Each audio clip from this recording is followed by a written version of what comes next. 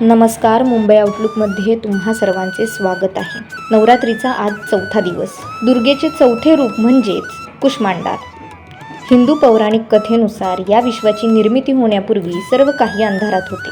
देवी कुष्मांडाने तिच्या दिव्य हास्याने विश्वाची निर्मिती केली, ज्यामुळे ब्रह्मांडात चैतन्य पसरले. देवी कुष्मांडाला आदि स्वरूपा किंवा आदिशक्ती देखील म्हटलं जातं. आपल्या स्मित हास्यामुळे संपूर्ण ब्रह्मांडात देवी कुष्मांडाला ओळखली जाते.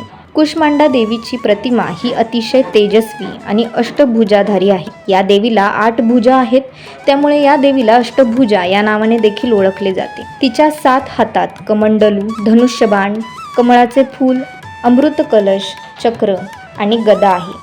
तसेच 8व्या हातात जपमाळ असून तिचे वाहन सिंह आहे. या देवीचे निवासस्थान सूर्यमंडळात आहे. तिथे निवास करण्याची शक्ती केवळ या देवीमध्येच आहे. तिचे शरीर सूर्याप्रमाणे देदीप्यमान आहे. शास्त्रानुसार देवीच्या विविध 9 दिवसांची उपासना करण्याचे वेगवेगळे महत्त्व आहे. देवी कुष्मांडाची उपासना करणाऱ्यांना देवी चैतन्य आणि शक्ती प्राप्त करते असे म्हटले जाते.